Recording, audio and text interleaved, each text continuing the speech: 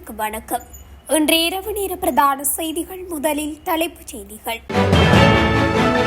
101வது நாளாக தொடரும் அகழ்வு பணிகள். செம்மணியில் 515 எண்புக்கூடுகள் அடையாளம். டெங்கு உயிரிழப்புகளின் எண்ணிக்கையில் அதிகரிப்பு வெளியாகியுள்ள தகவல். நாட்டை உலுக்கும் மர்ம மரணங்களின் பின்னணியில் அரசின் சதி. எழுந்துள்ள புதிய சர்ச்சை. 290 கிலோ போதைப் பொருளுடன் சிக்கிய இளைஞர்கள். பலத்த காற்று மற்றும் கடல் கொந்தளிப்பு. கடத்தொழிலாளர்களுக்கு எச்சரிக்கை. இலங்கை சிறைகளில் உள்ள இந்திய கடத்தொழிலாளர்களின் பாதுகாப்பு. விடுக்கப்பட்டுள்ள கோரிக்கை. சமூக வலைதளங்களில் பெருமளவிலான மோசடி திட்டம். பொதுமக்களுக்கு எச்சரிக்கை. குளத்தில் நீராட சென்ற சிறுவன் உயிரிழப்பு. தொடர்பான விரிவான செய்திகள். செம்மணி மனித புதைகுழியின் அகழ்வு பணிகள் 100வது நாளை கடந்து இன்றைய தினம் 101வது நாள் அகழ்வு பணிகள் முன்னெடுக்கப்பட்டன. இதுவரையிலான 101 நாட்கள் முன்னெடுக்கப்பட்ட அகழ்வு பணியில் 515 எண்புக்கூடுகள் அடையாளம் காணப்பட்டுள்ள நிலையில் 506 எண்புக்கூடுகள் அகழ்ந்தெடுக்கப்பட்டுள்ளன. செம்மணி மனித புதைகுழியில் 3ஆம் கட்ட அகழ்வு பணிகளை 56 நாட்கள் முன்னெடுக்க நீதிமன்றம் அனுமதி வழங்கியுள்ளது.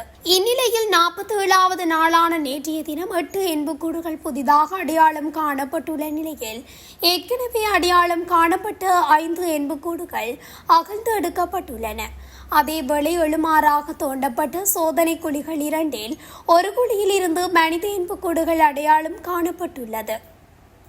நாட்டில் டெங்கு உயிரிழப்புகளின் எண்ணிக்கை அதிகரித்துள்ளதாக தேசிய டெங்கு கட்டுப்பாட்டு பிரிவின் புதிய தரவு தெரிவித்துள்ளது. அதன்படி டெங்கு மரணங்களின் எண்ணிக்கை 64ஆக உயர்ந்துள்ளதாக தெரிய வருகிறது. இந்த ஆண்டில் இதுவரை மொத்தம் 89,033 டெங்கு நோயாளிகள் அடையாளம் காணப்பட்டுள்ளனர். பதிவான மொத்த நோயாளர்களில் 52.94%, அதாவது 47,136 நோயாளர்கள் மேல் மாகாணத்திலேயே கண்டறியப்பட்டுள்ளனர். மாவட்ட ரீதியில் கம்பஹா மாவட்டத்திலேயே அதிக பாதிப்பு ஏற்பட்டுள்ளதுடன் அங்கு 18,922 நோயாளர்கள் பதிவாகியுள்ளனர். கொழும்பு மாவட்டத்தில் 17,679 நோயாளர்களும், கண்டி மாவட்டத்தில் 6,298 நோயாளர்களும் அடையாளம் காணப்பட்டுள்ளனர். இது தவிர கொழும்பு மாநகர சபை எல்லைக்குட்பட்ட பகுதியில் மட்டும் 3,569 நோயாளர்கள் பதிவாகியுள்ளனர். இதேவேளை 119 சுகாதார மருத்துவ அதிகாரி பிரிவுகளை சுகாதார பிரிவினர் தொடர்ந்து டெங்கு அபாய வலயங்களாக பெயரிட்டுள்ளமை குறிப்பிடத்தக்கது. சிறைச்சாலைகளில் சமீப காலமாக அதிகரித்து வரும் மர்மமான மரணங்கள் மற்றும் அமைதியின்மைகள் நாடு முழுவதும் அவசர சட்டத்தை நடைமுறைப்படுத்துவதற்காக அரசாங்கத்தால் தீட்டப்பட்ட சதி திட்டத்தின் அறிகுறியாக இருக்கலாம் என்று ஐக்கிய மக்கள் சக்தியின் பொதுச் செயலாளர் ரஞ்சித் மதுபண்டார சந்தேகம் வெளியிட்டுள்ளார். ஒழுங்கமைக்கப்பட்ட குற்றங்களை தாம் கட்டுப்படுத்தி விட்டதாக அரசாங்கம் கூறிக்கொள்வதில் முரண்பாடு உள்ளதாக சுட்டிக்காட்டிய அவர், சிறை கைதிகளை கூட திறம்பட நிர்வகிக்க முடியாத நிலையில் இந்த நிர்வாகம் உள்ளது என்று குறிப்பிட்டுள்ளார். சீர்திருத்த மையங்களுக்குள் இத்தகைய சம்பவங்கள் அடிக்கடி நடப்பது வரும் தற்செயலானது அல்ல. குறிப்பாக சம்பந்தப்பட்ட அமைச்சரின் கூற்றுக்கள் மூலம் அரசாங்கம் தனது தோல்விகளை ஒப்புக்கொண்டிருப்பது இந்த சூழ்நிலையை கையாள்வதில் அவர்களுக்கு இருக்கும் திறமையின்மையை வெளிப்படுத்துகிறது. சிறைச்சாலைகள் என்பது மரண தண்டனைகளை நிறைவேற்றுவதற்கான இடங்கள் அல்ல. சிறிய போக்குவரத்து விதி மீறல்களுக்காக தடுப்பு காவலில் வைக்கப்பட்டவர்கள் கூட அந்த சுவர்களுக்குள் உயிரிழந்துள்ளனர். தனது சிறைச்சாலைக்குள் அமைதியை பேண முடியாத ஒரு அரசாங்கம் நாட்டின் ஆட்சியை எவ்வாறு வெற்றிகரமாக நடத்தும் என்றும் எதிர்பார்க்க முடியும் என்று அவர் கேள்வி எழுப்பியுள்ளார். தமிழகத்தில் ராமநாதபுரம் வழியாக 1 கோடி இந்திய ரூபாய் பெறுமதியான 290 கிலோகிராம் கஞ்சாவை இலங்கைக்கு கடத்த முயன்ற 2 இளைஞர்களை காவல்துறையினர் கைது செய்துள்ளனர்.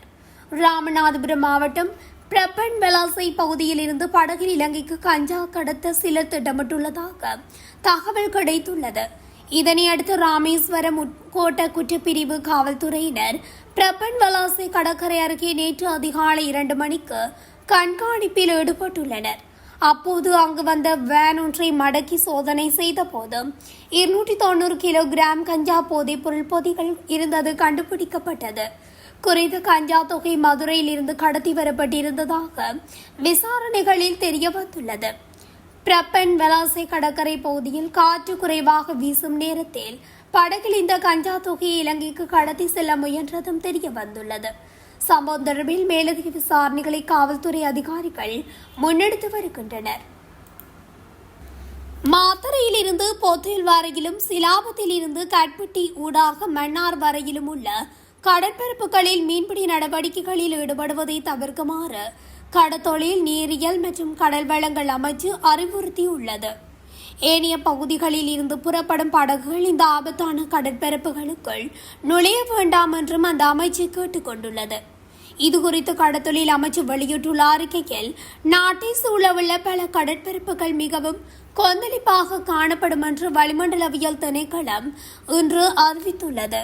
இதற்கமைய மாத்தறையில் இருந்து ஹம்பாந்தோட்டை ஊடாக பொத்தில் வரையான கடற்பரப்புகளிலும் சிலாபத்தில் இருந்து கட்பட்டி ஊடாக மன்னார் வரையான கடற்பரப்புகளிலும் காற்றின் வேகமானது அவ்வப்போது மணித்தியாலத்திற்கு 70 கிலோமீட்டர் வரை அதிகரிக்கக்கூடும். இதன் காரணமாக அப்பகுதிகளின் கடல் கொந்தளிப்பாகவோ அல்லது மிகவும் கொந்தளிப்பாகவோ காணப்படக்கூடும் என்பதால் கரையோர மீன்பிடி நடவடிக்கைகளுக்கு அப்பகுதிகள் மிகவும் ஆபத்தானவை என்று அதில் தெரிவிக்கப்பட்டுள்ளது. இதேவேளை வரவிருக்கும் வானிலை முன்னறிவிப்புகள் குறித்து தீவிர அவதானம் செலுத்தி பாதுகாப்பு அறிவுறுத்தல்களை சரியாக பின்பற்றுமாறு அனைத்து கடற்தொழில் சமூகத்தினரிடமும் கடற்தொழில் நீரியல் மற்றும் கடல் வளங்கள் அமைச்சு கோரியுள்ளமை குறிப்பிடத்தக்கது. இலங்கை சிறைகளில் உள்ள தமிழக கடற்தொழிலாளர்களின் உயிருக்கான உத்தரவாதங்களை இந்திய இலங்கை அரசுகள் உறுதிப்படுத்த வேண்டும் என்று இந்திய தேசிய பாரம்பரிய கடற்தொழிலாளர்கள் கூட்டமைப்பின் தலைவர் சி. நல்லதம்பி இந்திய வெளியுறவுத்துறை அமைச்சரிடம் கோரிக்கை விடுத்துள்ளார். இலங்கை கடற்பரப்பிற்குள் எல்லை தாண்டிய மீன்பிடியில் ஈடுபட்டதான குற்றச்சாட்டுகளில் இலங்கையின் பல சிறைகளிலும் தமிழக கடற்தொழிலாளர்கள் தடுத்து வைக்கப்பட்டுள்ளனர். இதில் பலர் ராமேஸ்வரத்தைச் சேர்ந்த கடற்தொழிலாளர்கள். இது இலங்கை சட்ட திட்டத்திற்கு உட்பட்ட விடயமாகினும் கடற்தொழிலாளர்கள் இந்திய கடற்தொழிலாளர்கள் என்பதனை எவரும் மறக்க முடியாது. கடந்த ஜூலை மாதத்தில் இலங்கை நீர்கொழும்பு சிறைச்சாலையில் இடம்பெற்ற வன்முறையில் 30 பேர் உயிரிழந்துள்ளதாக இலங்கை செய்திகள் தெரிவிக்கின்றன. அதன் பின்பும் ஒன்றன் பின்பு ஒன்றாக இன்று பல சிறைகளிலும் வன்முறை பரவுவதாகவே இலங்கை செய்திகள் உள்ளது. தற்போது கொழும்பு மெகசின் சிறை, குறிப்பிட்ட மற்றும் பலன்சேனை சிறைகளில் இந்த வன்முறை வெடித்துள்ளது. இதில் 3 பேர் கொல்லப்பட்டுள்ளார்கள். எனவே இலங்கை சிறைகளில் பாதுகாப்பற்ற சூழ்நிலை நிலவுகிறது. வன்முறை இடம்பெறும் சிறைச்சாலைகளிலும் இந்திய கடற்தொழிலாளர்கள் இருக்கக்கூடும் என்ற அச்சம் தமிழக கடற்தொழிலாளர் குடும்பங்களில் பரவுகின்றது. எனவே இலங்கையில் உள்ள இந்திய கடற்தொழிலாளர்களின் பாதுகாப்பு தொடர்பில் எமது ஐயத்தின் தன்மை இலங்கை மற்றும் இந்திய அரசுகள் புரிந்து கொண்டு எமது கடற்தொழிலாளர்களின் பாதுகாப்பில் விசேட கவனம் செலுத்த வேண்டும். தமிழக கடற்தொழிலாளர்களின் பாதுகாப்பில் ஏதேனும் அசம்பாவிதம் நிகழ்ந்தால் அதற்கான முழு பொறுப்பையும் இந்திய இலங்கை அரசுகளை ஏற்க வேண்டும். ஏனெனில் இலங்கையில் இன்று நாட்டில் உள்ள அனைத்து சிறைகளினதும் பாதுகாப்பை உடன் பலப்படுத்துமாறு சிறைச்சாலை ஆணையாளர் தெரிவித்துள்ளார். இந்நிலையில் நேற்று காற்றின் வேகத்தால் கரையொதுங்கிய தமிழக கடற்தொழிலாளர்கள் 11 பேர் யாழ்ப்பாணம் சிறைச்சாலைக்கு கொண்டு செல்லப்பட்டுள்ளார்கள். இதுபோன்று இலங்கையில் உள்ள பல்வேறு சிறைகளில் இந்திய கடற்தொழிலாளர்கள் இருக்கின்றார்கள். எனவே இந்த விடயத்தில் இந்திய அரசு உடனடியாக தலையிட்டு இலங்கை சிறையில் உள்ள இந்திய கடற்தொழிலாளர்களின் பாதுகாப்பை உறுதிப்படுத்த வேண்டும் என்று குறிப்பிடப்பட்டுள்ளது. சமூக வலைதளங்களை பயன்படுத்தி பெருமளவில் முன்னெடுக்கப்படும் ஒழுங்கமைக்கப்பட்ட கப்பம் கோரும் மோசடி தொடர்பில் தகவல்களை கண்டறியும் இலங்கை கணனி அவசர பதிலளிப்பு மன்றம் நடவடிக்கை எடுத்துள்ளது.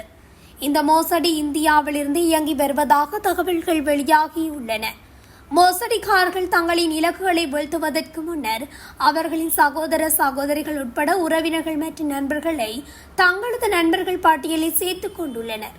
இந்த மோசடியின் முதல் கட்டமாக இன்ஸ்டாகிராம் மூலம் அழகான பெண்ணின் புகைப்படத்தை கொண்ட கணக்கில் இருந்து ஹாய் என குறுஞ்செய்தி அனுப்பப்படுகிறது. அந்த செய்திக்கு பதிலளிப்பவர்களை அவதானித்து சில நாட்களுக்கு பிறகு மீண்டும் அவர்களுடன் உரையாடலை தொடங்குகின்றனர்.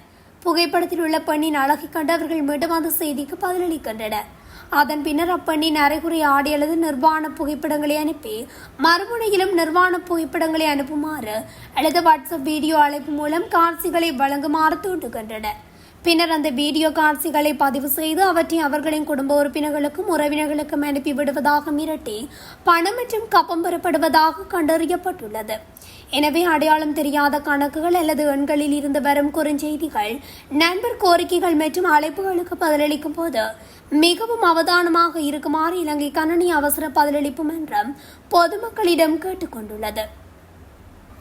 தொம்பகவேல போலீஸ் பிரிவுக்குட்பட்ட பகதராவ குளத்தில் நீராட சென்ற 17 வயது சிறுவன் ஒருவன் நீரில் மூழ்கி உயிரிழந்துள்ளதாக தொம்பகவேல போலீசார் தெரிவித்தனர்.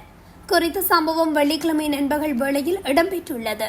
மணராகலை பகுதியைச் சேர்ந்த சிறுவனை இவ்வாறு உயிரிழந்துள்ளார். தனது நண்பர்களுடன் இணைந்து பகதராவ குளத்தில் நீராட சென்ற போதே இச்சம்பவம் இடம்பெற்றுள்ளது. நீராடிக் கொண்டிருந்த சிறுவன் திடீரென நீரில் மூழ்கி காணாமல் போயுள்ளார். இது குறித்து தொம்பகவேல போலீஸ் நிலையத்துக்கு உடனடியாக தகவல் வழங்கப்பட்டுள்ளது. தகவலை அடுத்து விரைந்து செயற்பட போலீசார் தீவிர தேடுதல் வேட்டையை முன்னெடுத்து சிறுவனை மீட்டு உடனடியாக மொனராகலை வைத்தியசாலையில் சேர்த்துள்ளனர். இருப்பினும் சிகிச்சை பலனின்றி அவர் உயிரிழந்துள்ளார். இதுடன் தமிழொலியின் இன்று இரவு நேர பிரதான செய்திகள் நிறைவடைகின்றன. தொடர்ச்சியாக செய்திகளை அறிந்து கொள்ள தமிழொலி ஊடகத்துடன் இணைந்திருங்கள். நன்றி, வணக்கம். தமிழொலி ஒரே பார்வையில் இன்றைய செய்திகளை உடனுக்குடன் தெரிந்து கொள்ள தமிழொலி யூடியூப் தளத்தை சப்ஸ்கிரைப் செய்து இந்த வீடியோ பிடிச்சிருந்தா லைக் பண்ணுங்க, கமெண்ட் பண்ணுங்க, ஷேர் பண்ணுங்க. மறக்காம கீழே இருக்கிற பெல் ஐகானை கிளிக் பண்ணுங்க.